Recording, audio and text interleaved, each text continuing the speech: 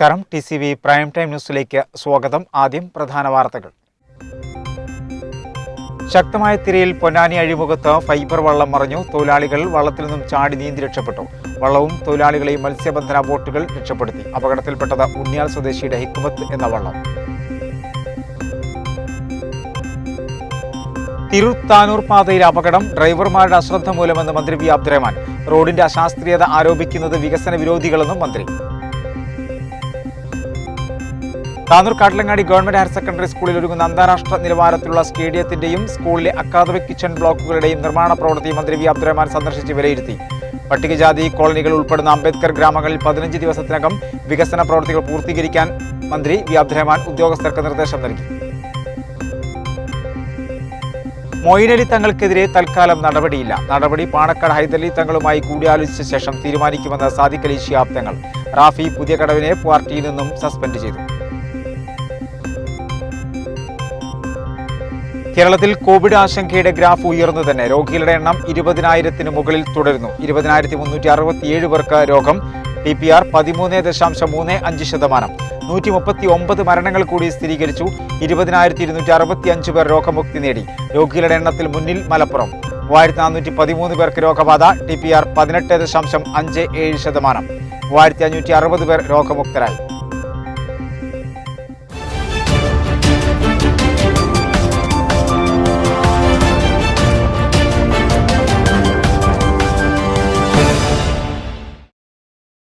വിശദമായ വാർത്തകളിലേക്ക്.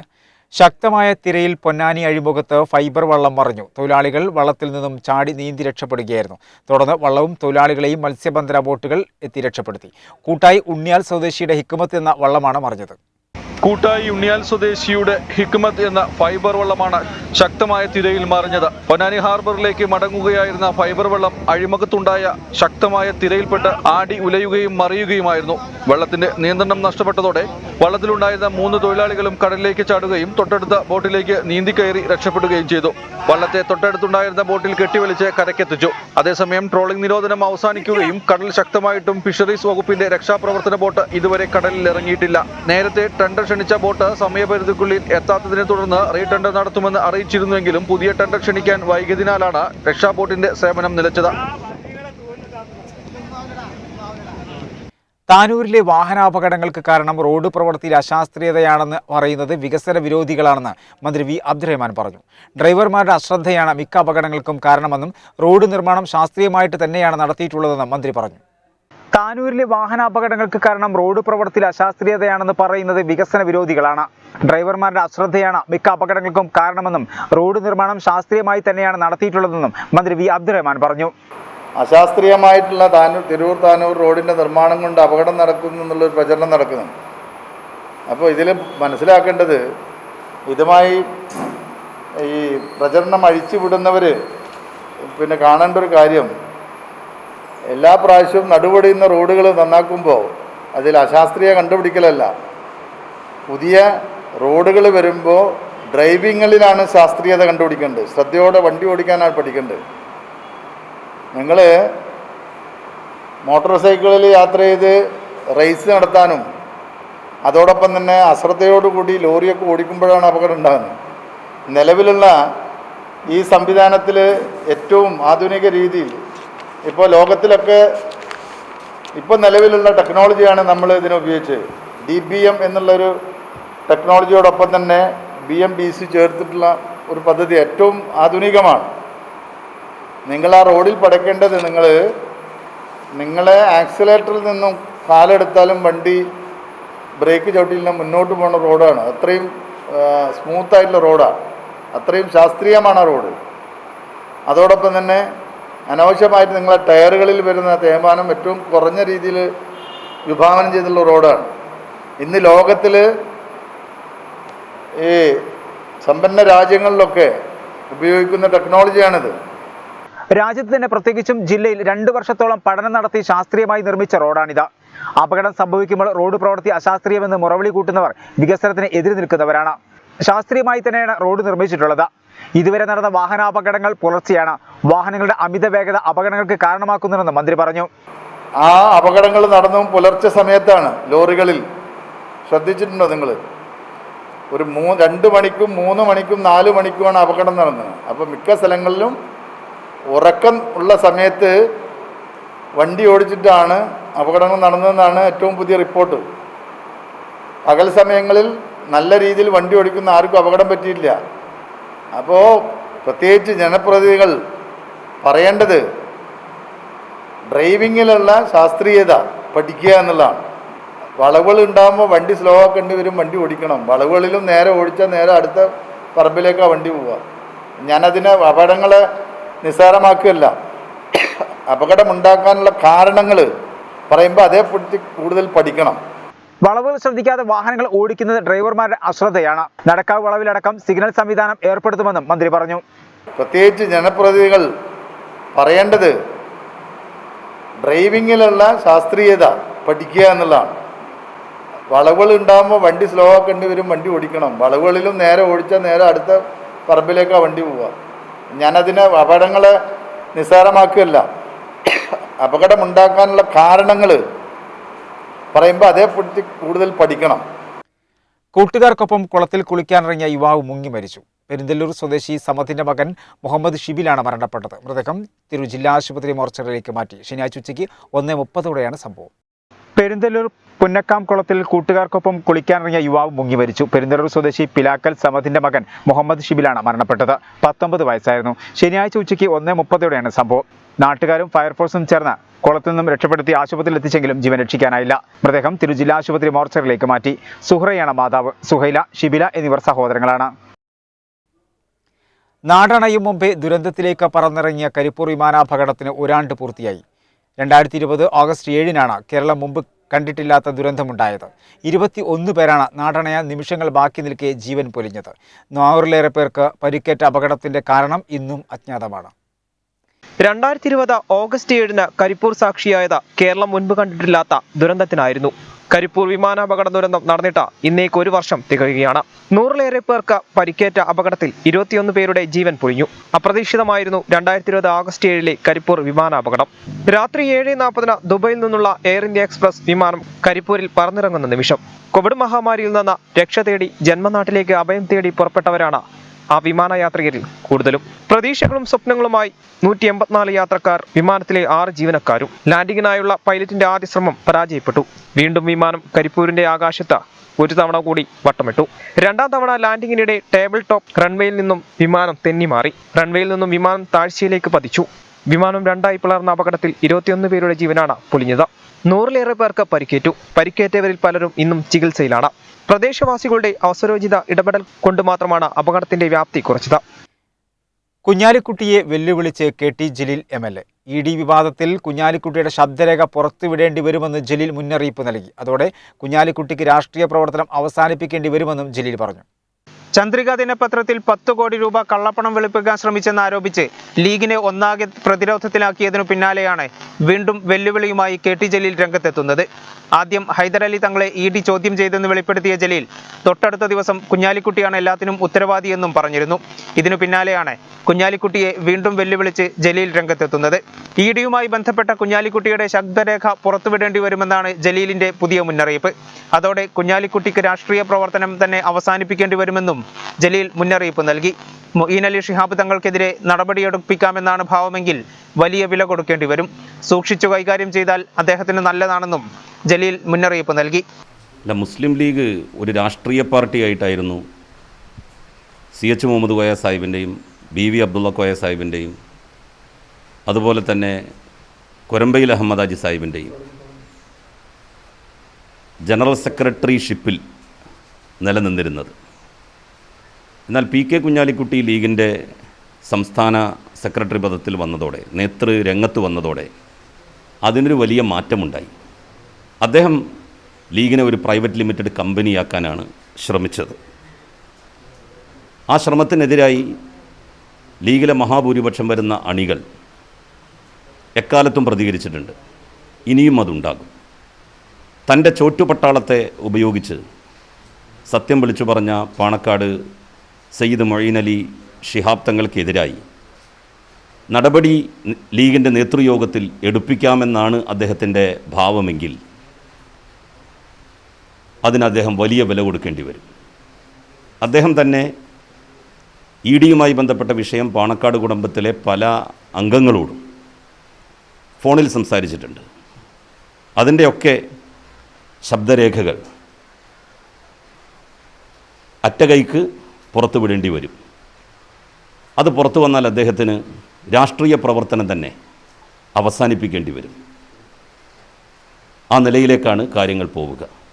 സൂക്ഷിച്ച് കാര്യങ്ങൾ കൈകാര്യം ചെയ്താൽ അദ്ദേഹത്തിന് നന്ന്. അതാണ് എനിക്ക് ആ കാര്യവുമായി ബന്ധപ്പെട്ട് പറയാനുള്ളത്. പാണക്കാട് കുടുംബത്തെ വരുതിയിൽ നിർത്താമെന്നാണ് വിചാരമെങ്കിൽ ആ വിചാരം തെറ്റാണെന്ന് ജലീൽ പറഞ്ഞു. 2006 സംഭവിച്ചതിനപ്പുറം കാര്യങ്ങൾ നീങ്ങും. കാത്തിരുന്നു കാണാമെന്നും ജലീൽ മുന്നറിയിപ്പ് നൽകുന്നുണ്ട്. പാണക്കാട് സയ്യിദ് മൊയ്‌നലി ശിഹാബ് തങ്ങളെ വളരെ മോശമായി, എന്തുമാത്രം വൃത്തിഹീനമായ ഭാഷയിലാണ് ഒരു തെരുവ് ഗുണ്ട വിശേഷിപ്പിച്ചത്. ഏതൊരാളും കേട്ടാൽ അറക്കുന്ന പദപ്രയോഗങ്ങൾ നടത്തിയെന്ന് മാത്രമല്ല, സത്യവിരുദ്ധമായിട്ടുള്ള പ്രസ്താവനകളും അയാളെ കൊണ്ട് നടത്തിപ്പിച്ചു. ഇങ്ങനെയൊക്കെ പാണക്കാട് കുടുംബത്തെ വരുതിയിൽ നിർത്താമെന്ന് കുഞ്ഞാലിക്കുട്ടി വിചാരിക്കുന്നുണ്ടെങ്കിൽ ആ വിചാരം തെറ്റാണ്. 2006 സംഭവിച്ചതല്ല സംഭവിക്കുക. അതിനപ്പുറത്തേക്ക് കാര്യങ്ങൾ നീങ്ങും.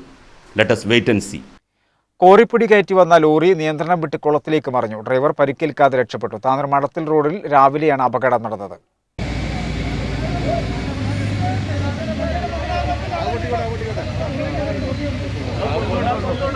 റോഡ് പ്രവർത്തിക്ക് കോറിപ്പൊടി കയറ്റി വന്ന ലോറി നിയന്ത്രണം വിട്ട് കുളത്തിലേക്ക് മറിഞ്ഞു. രാവിലെ 11:30 താനൂർ മടത്തിൽ റോഡിൽ വെച്ചാണ് അപകടം നടന്നത്.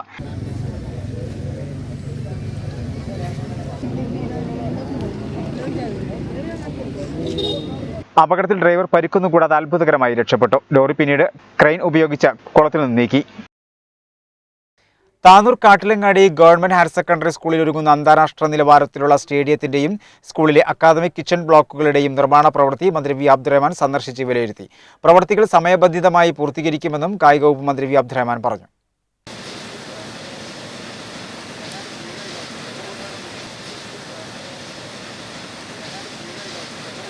കിഫ്ബിയിൽ നിന്ന് അനുവദിച്ച 10 കോടി രൂപ വിനിയോഗിച്ചുള്ള സ്റ്റേഡിയം നിർമ്മാണത്തിന്റെ ആദ്യഘട്ടത്തിൽ 70% പ്രവൃത്തിയും പൂർത്തിയായി. സ്വിമ്മിംഗ് പൂളിന്റെ നിർമ്മാണ പ്രവൃത്തി അന്തിമഘട്ടത്തിലാണ്.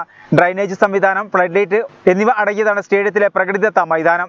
കിഴക്ക് ഭാഗത്തെ ഗാലറിയോടനുബന്ധിച്ച് physical education room, medicine room, players room, media room തുടങ്ങി സ്പോർട്സ് ഹബ്ബിന് വേണ്ടതായ സൗകര്യങ്ങളെല്ലാം ഒരുക്കുന്നുണ്ട്. പടിഞ്ഞാറ് ഭാഗത്തെ ഗാലറിക്ക് കീഴിലായി 6 ക്ലാസ് റൂം, സ്ത്രീകൾക്കും പുരുഷന്മാർക്കുമായി പ്രത്യേക ശുചിമുറികൾ തുടങ്ങിയ സൗകര്യങ്ങളും ഉണ്ടാകും.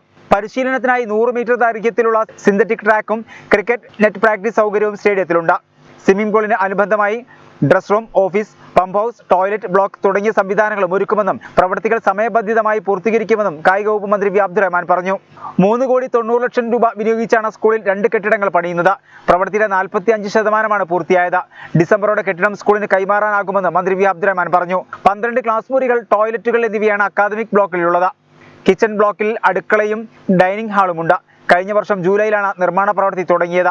കൈറ്റിന്റെ മേൽനോട്ടത്തിലാണ് കേന്ദ്ര സർക്കാർ അംഗീകൃത ഏജൻസിയായ വാബ്കോസ് ആണ് പ്രവൃത്തി നടത്തുന്നത്. കിഫ്ബി ഫണ്ട് വിനിയോഗിച്ചാണ് നിർമ്മാണം. KITE project engineer M V Shrutheesh, KITCO പ്രതിനിധി Jaseem, project engineer C Arun Shekhar, Maliyekkal construction M D M Abdullakutty, project manager K Krishnan തുടങ്ങിയവരും സന്ദർശനവേളയിൽ മന്ത്രിക്കൊപ്പം ഉണ്ടായിരുന്നു. താനൂർ നിയോജക മണ്ഡലത്തിലെ 2 പട്ടികജാതി കോളനികൾ ഉൾപ്പെടുന്ന അംബേദ്കർ ഗ്രാമങ്ങളിൽ 15 ദിവസത്തിനകം വികസന പ്രവർത്തികൾ പൂർത്തീകരിക്കാൻ മന്ത്രി വി അബ്ദുറഹ്മാൻ ഉദ്യോഗസ്ഥർക്ക് നിർദ്ദേശം നൽകി. ഇനി ബാക്കിയുള്ള പ്രവർത്തികൾ എത്രയും വേഗം പൂർത്തീകരിക്കും.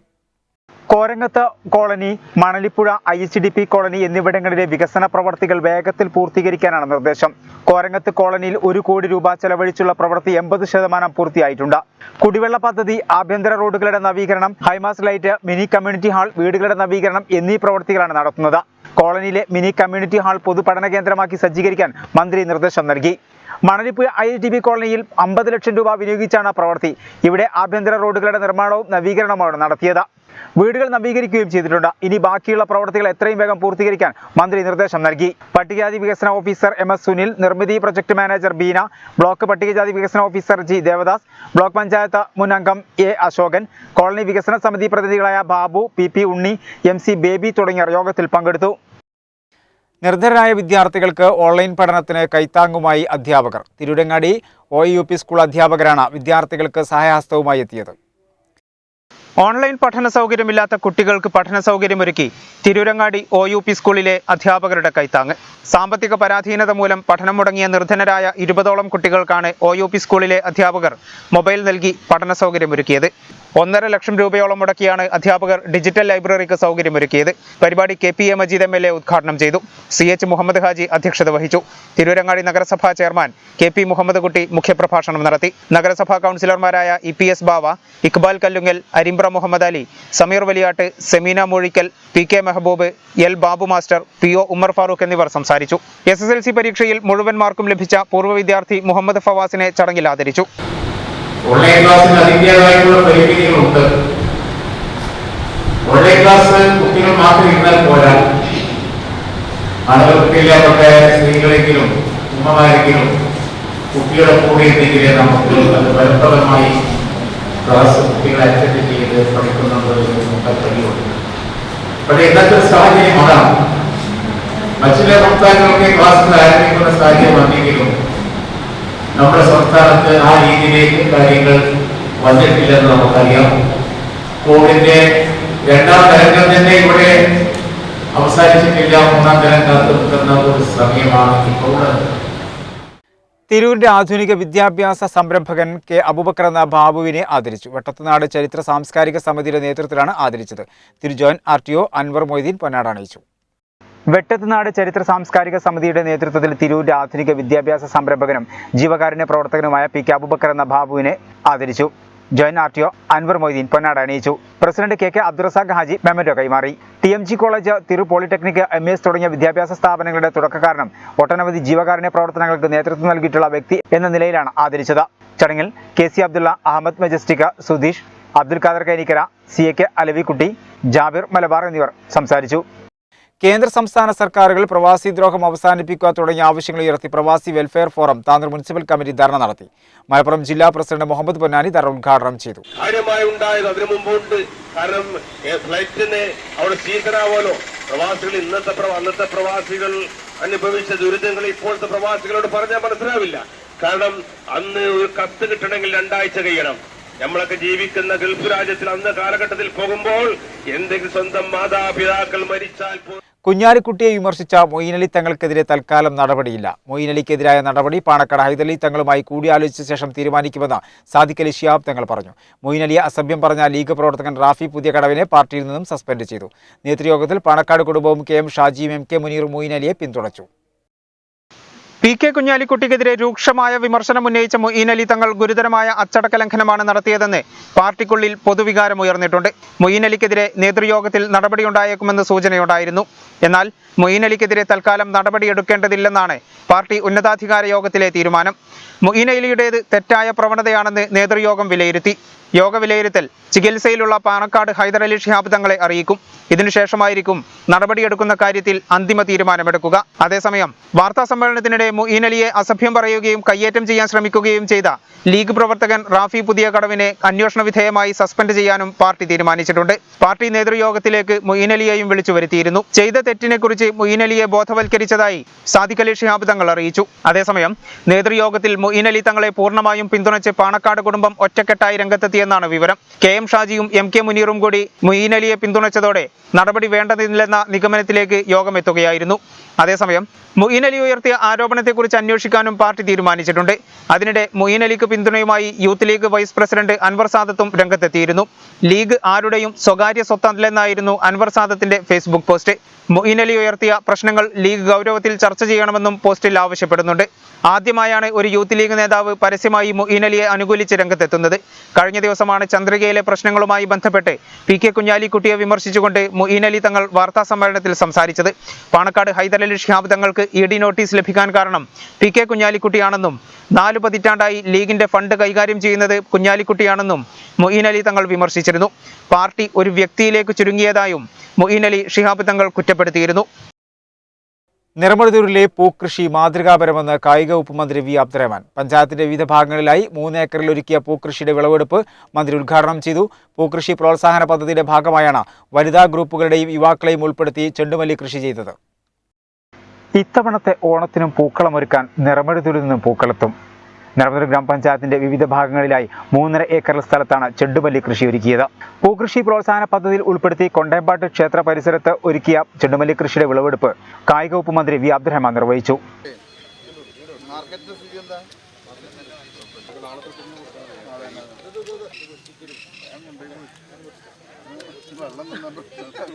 കേരളത്തിൽ തന്നെ നല്ലൊരു മാതൃകക്ക് തുടക്കം കുറിച്ചിരിക്കുകയാണ്. ഇപ്പോൾ ഓണം വരാൻ പോവുകയാണ്.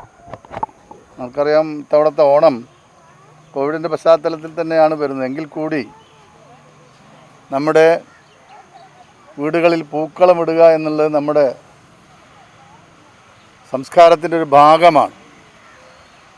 നമ്മൾ ഓണത്തെ കാണുമ്പോൾ തന്നെ പൂക്കളങ്ങളാണ് നമ്മളെ മനസ്സിലൊക്കെ ഉണ്ടാവുക. ഇന്ന് പഞ്ചായത്തിൻ്റെ നേതൃത്വത്തിൽ യുവാക്കളും തൊഴിലുറപ്പ് തൊഴിലാളികളും എല്ലാം ഒന്നിച്ചുകൊണ്ട് തന്നെ പൂക്കളം ഇടുന്നതിനുള്ള പൂവ് ഇവിടെ ഉൽപ്പാദിപ്പിക്കുകയാണ്. 3.5 ഏക്കറോളം വരുന്ന സ്ഥലത്ത് ഏറ്റവും നല്ല രീതിയിലാണ് പൂവുകൾ വളർത്തിയിട്ടുള്ളത്. ഇവിടെ നമ്മൾ അന്യ സംസ്ഥാനത്തു നിന്നാണ് പൂക്കൾ ഇറക്കുമതി ചെയ്യുന്നത്. കഴിഞ്ഞ സീസണിൽ കോവിഡിൻ്റെ പശ്ചാത്തലത്തിൽ എല്ലാവർക്കും ഭയമായിരുന്നു ആ പൂക്കൾ തൊടാൻ. കാരണം അന്യ സംസ്ഥാനത്ത് നിന്ന് വരുമ്പോൾ അതിൽ രോഗമുണ്ടോ എന്നുള്ള കാര്യത്തിലൊക്കെ ആയിരുന്നു നമുക്ക് സംശയം. ഇന്ന് നമ്മുടെ യുവാക്കൾ തന്നെ മുൻകൈയെടുത്ത് ഈ പൂക്കൃഷി ആരംഭിച്ചിട്ടുണ്ട്. അതിൻ്റെ വിളവെടുപ്പാണ്. നിറമൂർ പഞ്ചായത്തിൽ ഒരുക്കിയ പൂക്കൃഷി മാതൃകാപരമാണെന്നും ഇത്തരം പ്രവർത്തനങ്ങൾ സജീവമാക്കിയാൽ അന്യസംസ്ഥാനങ്ങളിൽ നിന്നുള്ള പൂക്കളെ ആശ്രയിക്കേണ്ടി വരില്ലെന്നും കായിക വകുപ്പ് മന്ത്രി വി അബ്ദുറഹ്മാൻ പറഞ്ഞു. ഈ മാതൃക എല്ലാവരും തുടർന്നാൽ നമുക്ക് അന്യസംസ്ഥാനത്തിൽ നിന്നും വരുന്ന പൂക്കളുടെ വരവ് കുറക്കാൻ പറ്റും. ആ ഒരു ഇൻകം, ആ ഒരു വരുമാനം നമുക്ക് തന്നെ ഇവിടെ ഉപയോഗിക്കാൻ കഴിയുമെന്നുള്ള പ്രത്യേകത കൂടിയുണ്ട്. അപ്പോൾ ആ കാര്യത്തിൽ മാതൃക കാണിച്ച പഞ്ചായത്തിൻ്റെ അധികൃതരും ശശി അടക്കമുള്ള പഞ്ചായത്ത് പ്രസിഡൻ്റ് അടക്കമുള്ള എല്ലാവർക്കും അഭിവാദ്യങ്ങൾ നേർന്നുകൊണ്ട് ഇതിൽ ഈ കൃഷിയുടെ പിന്നിൽ പ്രവർത്തിച്ച എല്ലാവർക്കും ഒരിക്കൽ കൂടി വീണ്ടും ഇത്തരത്തിലുള്ള പുതിയ പദ്ധതികൾ ആവിഷ്കരിക്കാൻ കഴിയട്ടെ എന്ന് ആശംസിച്ചുകൊണ്ട് ഇതിൻ്റെ ഉദ്ഘാടനം നിർവഹിച്ചതായി അറിയിക്കുന്നു. യുവാക്കളും കുടുംബശ്രീ പ്രവർത്തകരും ഒന്നിച്ചാണ് പഞ്ചായത്തിന്റെ വിവിധ ഭാഗങ്ങളിലായി 3.5 ഏക്കർ സ്ഥലത്ത് കൃഷി ഒരുക്കിയത്. നിറമൂർ ഗ്രാമപഞ്ചായത്ത് വൈസ് പ്രസിഡന്റ് കെ സജിമോൾ ചടങ്ങിൽ അധ്യക്ഷയായിരുന്നു. കൃഷി ഓഫീസർ സമീർ മുഹമ്മദ് പദ്ധതി വിശദീകരിച്ചു. സ്റ്റാൻഡിംഗ് കമ്മിറ്റി അധ്യക്ഷന്മാരായ VM Iqbal, KT Keshavankutty, Sajira TV, ഗ്രാമപഞ്ചായത്ത് അംഗങ്ങളായ P Ismail, Maneesh, accredited engineer Ruksi Jabanskhan, CDS chairperson Sharmila, കൃഷി അസിസ്റ്റന്റ് ഓഫീസർ KM സുനിൽ തുടങ്ങിയവർ സംബന്ധിച്ചു. ഉണ്ണിയാൽ, ചക്കരമൂല, കൊണ്ടേമ്പാട്ട് ക്ഷേത്ര പരിസരം, കാളാട് വാമനമൂർത്തി ക്ഷേത്ര പരിസരം, പത്തമ്പാട് സ്വദേശികളായ അർഷാദ് ഹുസൈൻ, PP അബ്ദുറഹ്മാൻ എന്നിവിടങ്ങളിലായാണ് വിവിധ ഇനം ചെണ്ടുമല്ലിപ്പൂ കൃഷി ഒരുക്കിയത്. കൃഷിഭവനാണ് ഇവർക്ക് ചെടി നൽകിയത്. ജൂൺ ആദ്യവാരമാണ് കൃഷി ആരംഭിച്ചത്. കുടുംബശ്രീ പ്രവർത്തകരും തൊഴിലുറപ്പ് തൊഴിലാളികളും പ്രദേശങ്ങളിലെ യുവജന കൂട്ടായ്മയും കൈകോർത്താണ് കൃഷിക്ക് തുടക്കമിട്ടത്. ചാണകവും രാസവളവുമാണ് വളമായി ഉപയോഗിക്കുന്നത്. തിരൂർ, തൃശൂർ, കൊല്ലം, കോട്ടക്കൽ എന്നിവിടങ്ങളിൽ നിന്നായി ആവശ്യക്കാർ കൃഷിക്കാരെ ഇതിനോടകം സമീപിച്ചിട്ടുണ്ട്. ഒടൂർ പാലക്കത്തോട് നവീകരിച്ച് വ്യായാമപാത ഒരുക്കണമെന്ന് നാട്ടുകാരുടെ ആവശ്യം. അയ്യായ പാടശേഖരം പ്രതാപം നഷ്ടപ്പെടാതെ സംരക്ഷിക്കാൻ ബൃഹത്തായ പദ്ധതി നടപ്പിലാക്കണമെന്നും നാട്ടുകാർ. പദ്ധതിക്ക് ആവശ്യമായ നിർദ്ദേശങ്ങൾ നാട്ടുകാർ ജില്ലാ പഞ്ചായത്തിന് സമർപ്പിച്ചു. താനൂർ മണ്ഡലത്തിലെ ഏറ്റവും വലിയ പാടശേഖരമായ അയ്യായ പാടശേഖരം പ്രതാപം നഷ്ടപ്പെടാതെ സംരക്ഷിക്കണമെന്ന ആവശ്യവുമായി നാട്ടുകാർ രംഗത്ത്. പാടത്തിന്റെ മധ്യഭാഗത്ത് ഉത്ഭവിച്ച് ചമ്പ്ര പുഴ വഴി അറബിക്കടലിൽ സംഗമിക്കുന്ന ജലപാതയുടെ ഉത്ഭവ കേന്ദ്രമായ അയ്യായ പാലക്കത്തോട് നവീകരിച്ച് കായിക പ്രാധാന്യത്തോടെ സാംസ്കാരിക തനിമയോടെയും ഗ്രാമീണ വിനോദസഞ്ചാര പദ്ധതിയിൽ ഉൾപ്പെടുത്തി പദ്ധതി നടപ്പിലാക്കണമെന്നാണ് നാട്ടുകാർ ആവശ്യപ്പെടുന്നത്. പാലക്കത്തോട് ഇരുവശവും നവീകരിച്ച് വ്യായാമപാതയും മിനി പാർക്കും നടപ്പിലാക്കണമെന്നും ആവശ്യപ്പെട്ട് നാട്ടുകാർ ജില്ലാ പഞ്ചായത്തിന് പദ്ധതി സമർപ്പിച്ചു. ജില്ലാ പഞ്ചായത്ത് അംഗം ശ്രീദേവി പ്രാക്കുന്ന് സ്ഥലം സന്ദർശിച്ചു. ബ്ലോക്ക് പഞ്ചായത്ത് അംഗം VK ജലീൽ, ഗ്രാമപഞ്ചായത്ത് അംഗം MK കുഞ്ഞേനി എന്നിവരുണ്ടായിരുന്നു. ഷെരീഫ് മലബാർ, K ബാവ, UP Hamza, TK Farooq, T Ashraf, CK Sulaiman തുടങ്ങിയവരുടെ നേതൃത്വത്തിലാണ് പദ്ധതി സമർപ്പിച്ചത്. 4 ഡിപ്പാർട്ട്മെൻറ്റുകളുമായിട്ട് ബന്ധപ്പെടുത്തിക്കൊണ്ട് തന്നെ ഈ പ്രൊജക്റ്റ് നടപ്പിലാക്കാമെന്നാണ് നമ്മൾ നിർദ്ദേശം വെക്കാനുള്ളത്. ഇറിഗേഷൻ ഡിപ്പാർട്ട്മെൻറ്റുമായി ബന്ധപ്പെടുത്താം, കൃഷി വകുപ്പുമായിട്ട് ബന്ധപ്പെടുത്താം, ടൂറിസം ഡിപ്പാർട്ട്മെൻറ്റുമായി ബന്ധപ്പെടുത്താം, കായിക വകുപ്പുമായിട്ടും ബന്ധപ്പെടുത്തിക്കൊണ്ട് സംയോജിതമായിട്ടോ മറ്റോ നടപ്പിലാക്കാവുന്ന രൂപത്തിലാണ് ഞങ്ങൾ ഒരു പദ്ധതി സമർപ്പിച്ചിട്ടുള്ളത്. ഒരു കാലത്ത്, പഴയ കാലത്ത് തിരൂരിലേക്കും മറ്റും ചരക്കുകൾ നീക്കം ചെയ്യാൻ വരെ ഗതാഗത സൗകര്യത്തിന് വേണ്ടി ജലഗതാഗത മാർഗമായിട്ട് പോലും പാലക്കത്തോട് ഉപയോഗിച്ചിരുന്നു എന്ന് ചരിത്രരേഖകളിൽ കാണാൻ സാധിക്കുന്നുണ്ട്. അതുകൊണ്ട് വളരെ താല്പര്യപൂർവ്വം മുന്നോട്ടിറങ്ങുകയാണെന്നുണ്ടെങ്കിൽ വിജയകരമായിട്ട് വിജയിപ്പിക്കാവുന്ന ഒരു പദ്ധതിയാണ് green Valley jogging track and mini park project. SDPI Tanur മണ്ഡലം പ്രതിനിധി സഭ വൈലത്തൂരിൽ നടന്നു. മണ്ഡലം പഞ്ചായത്ത് തലങ്ങളിൽ പുതിയ ഭാരവാഹികളെ തെരഞ്ഞെടുത്തു. ജില്ലാ general secretary MK Abdul Majeed master ഉദ്ഘാടനം ചെയ്തു. വൈലത്തൂരിൽ ചേർന്ന SDPI താനൂർ നിയോജക മണ്ഡലം പ്രതിനിധി സഭയിൽ 2021-24 കാലയളവിലേക്ക് പുതിയ മണ്ഡലം മുനിസിപ്പൽ പഞ്ചായത്ത് കമ്മിറ്റി ഭാരവാഹികളെ തെരഞ്ഞെടുത്തു. താനൂർ നിയോജക മണ്ഡലം പ്രസിഡന്റായി സദഖത്തുള്ള താനൂരിനെയും സെക്രട്ടറിയായി ഫിറോസ് നിറമരുദൂരിനെയും ട്രഷററായി അഷറഫ് വൈലത്തൂരിനെയും തെരഞ്ഞെടുത്തു. പ്രതിനിധി സഭ ജില്ലാ general secretary MK Abdul Majeed master ഉദ്ഘാടനം ചെയ്തു. ജില്ലാ പ്രതിനിധികളായ റയീസ് പുറത്തൂർ, അഷറഫ് പുത്തനത്താണി എന്നിവർ തെരഞ്ഞെടുപ്പ് നിയന്ത്രിച്ചു. AIYF മണ്ഡലം കേന്ദ്രങ്ങളിൽ സംഘടിപ്പിക്കുന്ന ആസാദി സംഗമത്തിന്റെ വിജയത്തിന് സംഘാടക സമിതിക്ക് രൂപം നൽകി. ജില്ലാ സെക്രട്ടറി MK മുഹമ്മദ് സലീം ഉദ്ഘാടനം ചെയ്തു. നിർഭയ ഇന്ത്യക്കായി നിലയ്ക്കാത്ത പോരാട്ടങ്ങൾ എന്ന മുദ്രാവാക്യമുയർത്തി AIYF മണ്ഡലം കേന്ദ്രങ്ങളിൽ സംഘടിപ്പിക്കുന്ന ആസാദി സംഗമം വിജയിപ്പിക്കുന്നതിനായി സ്വാഗത സംഘം രൂപീകരിച്ചു. ജില്ലാ സെക്രട്ടറി MK മുഹമ്മദ് സലീം ഉദ്ഘാടനം ചെയ്തു. അഖിലേന്ത്യാ യുവജന ഫെഡറേഷന്റെ നേതൃത്വത്തിൽ സ്വാതന്ത്ര്യ ദിനത്തിൽ നടത്തപ്പെടാറുള്ള ക്യാമ്പയിനുമായി ബന്ധപ്പെട്ടാണ് നമ്മൾ ഇത്തരമൊരു കൺവെൻഷൻ ചേർന്നത്. ഇപ്രാവശ്യത്തെ സ്വാതന്ത്ര്യ ദിനവുമായിട്ട് ബന്ധപ്പെട്ട പരിപാടി എന്ന് പറയുമ്പോൾ അതിനൊരു വ്യത്യാസം കൂടിയുണ്ട്. കഴിഞ്ഞ 2 വർഷക്കാലമായിട്ട് നമ്മളെല്ലാ ക്യാമ്പയിനുകളും വെർച്വലിൽ ഒതുങ്ങി പോവുകയാണ്. അത് വേറെ നിവർത്തിക്കേട് കൊണ്ടാണ്. അതിനർത്ഥം നമ്മുടെ പ്രസ്ഥാനം ഈ കൊടി മടക്കി വെച്ച്. റിയാസ് പുഴക്കൽ അധ്യക്ഷനായിരുന്നു. കോവിഡ് പ്രോട്ടോകോൾ പാലിച്ച് സംഘടിപ്പിച്ച കൺവെൻഷനിൽ CPI തിരൂർ മണ്ഡലം secretary advocate K Hamsa, TJ Rajesh, V Nandan, Rajeesh Kadayil, Baiju Arikkanchira, Ayyoob Elakkadan, Arun Prakash, K Javed തുടങ്ങിയവർ സംസാരിച്ചു. സംഘാടക സമിതി കൺവീനറായി രജീഷ് കാടായിലിനെയും ചെയർമാനായി അഡ്വക്കേറ്റ് K ഹംസയെയും തെരഞ്ഞെടുത്തു. സംസ്ഥാനത്ത് കോവിഡ് ആശങ്കയ്ക്ക് കുറവില്ല. തുടർച്ചയായ ദിവസങ്ങളിൽ രോഗികളുടെ എണ്ണം 20,000-ന് മുകളിൽ തുടരുന്നു. 20,367 പേർക്ക് കോവിഡ് സ്ഥിരീകരിച്ചു. 1,52,521 സാമ്പിളുകൾ പരിശോധിച്ചപ്പോൾ TPR 13.35%. 139 മരണങ്ങൾ കൂടി സ്ഥിരീകരിച്ചു. ആകെ മരണസംഖ്യ 17,654 ആയി. 20,265 പേർ രോഗമുക്തി നേടി. സംസ്ഥാനത്ത് ഇന്ന് 20,367 പേർക്കാണ് കോവിഡ് സ്ഥിരീകരിച്ചത്. മലപ്പുറം 3,413, തൃശൂർ 2,500, കോഴിക്കോട് 2,221, പാലക്കാട് 2,137, എറണാകുളം 2,121, കൊല്ലം 1,420, കണ്ണൂർ 1,217, ആലപ്പുഴ 1,090, കോട്ടയം 995, തിരുവനന്തപുരം 944, കാസർഗോഡ് 662, വയനാട് 660, പത്തനംതിട്ട 561, ഇടുക്കി 426 എന്നിങ്ങനെയാണ് ജില്ലകളിൽ നിന്ന് രോഗബാധ സ്ഥിരീകരിച്ചത്. കഴിഞ്ഞ 24 മണിക്കൂറിന്റെ 1,52,521 സാമ്പിളുകളാണ് പരിശോധിച്ചത്. ടെസ്റ്റ് പോസിറ്റിവിറ്റി നിരക്ക് 13.35 ആണ്. കഴിഞ്ഞ ദിവസങ്ങളുണ്ടായ 139 മരണങ്ങളാണ് കോവിഡ് മൂലമാണെന്ന് ഇന്ന് സ്ഥിരീകരിച്ചത്. ഇതോടെ ആകെ മരണം 17,654 ആയി. ഇന്ന് രോഗം സ്ഥിരീകരിച്ചവരിൽ 86 പേർ സംസ്ഥാനത്തിന് പുറത്തു നിന്നും വന്നവരാണ്. 19,221 പേർക്ക് സമ്പർക്കത്തിലൂടെയാണ് രോഗം ബാധിച്ചത്. 9,777 പേരുടെ സമ്പർക്ക ഉറവിടം വ്യക്തമല്ല. 83 ആരോഗ്യ പ്രവർത്തകർക്കാണ് ഇന്ന് രോഗം ബാധിച്ചത്. രോഗം സ്ഥിരീകരിച്ച് ചികിത്സയിലായിരുന്ന 20,265 പേർ രോഗമുക്തി നേടി. സംസ്ഥാനത്തെ വിവിധ ജില്ലകളിലായി 4,91,491 പേരാണ് ഇപ്പോൾ നിരീക്ഷണത്തിലുള്ളത്. രോഗികളുടെ എണ്ണത്തിൽ മുന്നിൽ നിൽക്കുന്നത് മലപ്പുറം ജില്ല തന്നെയാണ്. 3,413 പേർക്കാണ് രോഗബാധ സ്ഥിരീകരിച്ചത്. സമ്പർക്കത്തിലൂടെ 3,335 പേർ രോഗികളായി. TPR 18.57%. 3,560 പേർ രോഗമുക്തരായി. ജില്ലയിൽ ഇതുവരെ 1,647 പേരാണ് കോവിഡ് ബാധിച്ച് മരിച്ചത്. ജില്ലയിൽ ശനിയാഴ്ച 3,413 പേർക്ക് കോവിഡ് സ്ഥിരീകരിച്ചു. 18.57% ജില്ലയിലെ കോവിഡ് ടെസ്റ്റ് പോസിറ്റിവിറ്റി നിരക്ക്. ശനിയാഴ്ച 3,560 പേർ രോഗമുക്തരായി. ഇതോടെ വിദഗ്ധ പരിചരണത്തിന് ശേഷം ജില്ലയിൽ കോവിഡ് ഭേദമായി സാധാരണ ജീവിതത്തിലേക്ക് തിരിച്ചെത്തിയവരുടെ എണ്ണം 3,98,230 ആയി. ശനിയാഴ്ച രോഗബാധ സ്ഥിരീകരിച്ചവരിൽ 3,335 പേർ രോഗികളുമായി നേരിട്ടുള്ള സമ്പർക്കത്തിലൂടെ വൈറസ് ബാധിതരായവരാണ്. 32 പേർക്ക് വൈറസ് ബാധ ഉണ്ടായതിന്റെ ഉറവിടം കണ്ടെത്താനായിട്ടില്ല. ആരോഗ്യമേഖലയിൽ പ്രവർത്തിക്കുന്ന 4 പേർക്കും വിദേശത്ത് നിന്ന് ജില്ലയിൽ തിരിച്ചെത്തിയ ഒരാൾക്കും ഇതര സംസ്ഥാനങ്ങളിലെത്തിയ 41 പേർക്കും രോഗബാധ സ്ഥിരീകരിച്ചിട്ടുണ്ട്. 76,628 പേർ ജില്ലയിൽ ഇപ്പോൾ നിരീക്ഷണത്തിലാണ്. ജില്ലയിൽ ഇതുവരെ 1,647 പേരാണ് കോവിഡ് ബാധിതരായി മരിച്ചത്. മാധ്യമപ്രവർത്തകർക്ക് ഭക്ഷ്യക്കിറ്റുകൾ വിതരണം ചെയ്തു. ലോക ഇന്നർവിഷൻ ചാരിറ്റി ഫൗണ്ടേഷനാണ് തിരൂരിലെ മാധ്യമപ്രവർത്തകർക്ക് ഭക്ഷ്യക്കിറ്റുകൾ വിതരണം ചെയ്തത്.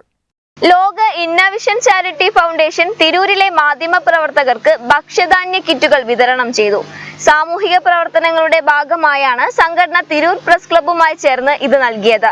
Abdul Khader Kainikkara, press club president Pradeep പയ്യോളിക്ക് കിറ്റുകൾ നൽകി പരിപാടി ഉദ്ഘാടനം ചെയ്തു.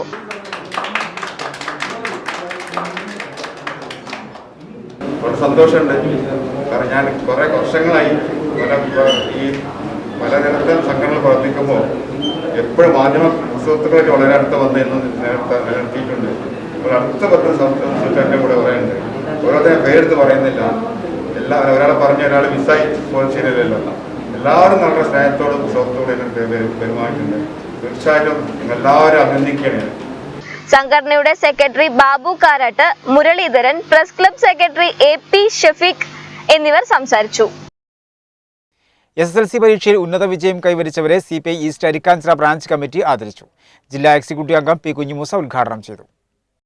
CPI ഈസ്റ്റ് അരിക്കാഞ്ചിറ ബ്രാഞ്ച് കമ്മിറ്റിയുടെ നേതൃത്വത്തിലാണ് SSLC പരീക്ഷയിൽ ഉന്നത വിജയം നേടിയ വിദ്യാർത്ഥികളെ അനുമോദിച്ചത്. ജില്ലാ എക്സിക്യൂട്ടീവ് അംഗം P. കുഞ്ഞിമൂസ ഉദ്ഘാടനം ചെയ്തു. ഇവിടുത്തെ ഒരു കൂട്ടായ്മൻ്റെ എൻഡോവ്മെൻ്റാണ് നേരത്തെ ഞങ്ങൾക്ക് തന്നത്.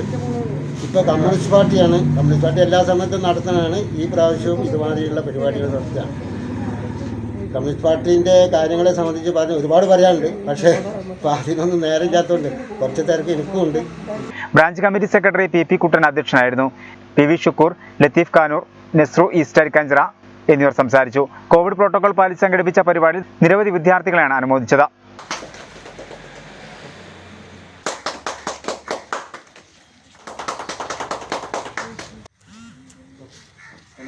പ്രധാന വാർത്തകൾ ഒരിക്കൽ കൂടി. ശക്തമായ തിരയിൽ പൊന്നാനി അഴിമുഖത്ത് ഫൈബർ വള്ളം മറിഞ്ഞു. തൊഴിലാളികൾ വള്ളത്തിൽ നിന്നും ചാടി നീന്തി രക്ഷപ്പെട്ടു. വള്ളവും തൊഴിലാളികളെയും മത്സ്യബന്ധന ബോട്ടുകൾ രക്ഷപ്പെടുത്തി. അപകടത്തിൽപ്പെട്ടത് ഉണ്ണിയാൽ സ്വദേശിയുടെ ഹിക്മത്ത് എന്ന വള്ളം. തിരുത്താനൂർ പാതയിൽ അപകടം. ഡ്രൈവർമാരുടെ അശ്രദ്ധ മൂലമെന്ന് മന്ത്രി V. അബ്ദുറഹ്മാൻ. റോഡിന്റെ അശാസ്ത്രീയത ആരോപിക്കുന്നത് വികസന വിരോധികളെന്നും മന്ത്രി. Tanur Kattilangadi government higher secondary സ്കൂളിൽ ഒരുങ്ങുന്ന അന്താരാഷ്ട്ര നിലവാരത്തിലുള്ള സ്റ്റേഡിയത്തിന്റെയും സ്കൂളിലെ അക്കാദമിക് കിച്ചൺ ബ്ലോക്കുകളുടെയും നിർമ്മാണ പ്രവൃത്തി മന്ത്രി V. അബ്ദുറഹ്മാൻ സന്ദർശിച്ച് വിലയിരുത്തി. പട്ടികജാതി കോളനികൾ ഉൾപ്പെടുന്ന അംബേദ്കർ ഗ്രാമങ്ങളിൽ 15 ദിവസത്തിനകം വികസന പ്രവൃത്തികൾ പൂർത്തീകരിക്കാൻ മന്ത്രി V. അബ്ദുറഹ്മാൻ ഉദ്യോഗസ്ഥർക്ക് നിർദ്ദേശം നൽകി. മൊയ്നലി തങ്ങൾക്കെതിരെ തൽക്കാലം നടപടിയില്ല. നടപടി പാണക്കാട് ഹൈദരലി തങ്ങളുമായി കൂടിയാലോചിച്ച ശേഷം തീരുമാനിക്കുമെന്ന് സാദിഖ് അലി ശിഹാബ് തങ്ങൾ. റാഫി പുതിയ കടവിനെ പാർട്ടിയിൽ നിന്നും സസ്പെൻഡ് ചെയ്തു. കേരളത്തിൽ കോവിഡ് ആശങ്കയുടെ ഗ്രാഫ് ഉയർന്നു തന്നെ. രോഗികളുടെ എണ്ണം 20,000-ന് മുകളിൽ തുടരുന്നു. 20,367 പേർക്ക് രോഗം. TPR 13.35%. 139 മരണങ്ങൾ കൂടി സ്ഥിരീകരിച്ചു. 20,265 പേർ രോഗമുക്തി നേടി. രോഗികളുടെ എണ്ണത്തിൽ മുന്നിൽ മലപ്പുറം. 3,413 പേർക്ക് രോഗബാധ. TPR 18.57%. 3,560 പേർ രോഗമുക്തരായി. ഇതോടുകൂടി വാർത്തകൾ സമാപിക്കുന്നു. നന്ദി, നമസ്കാരം.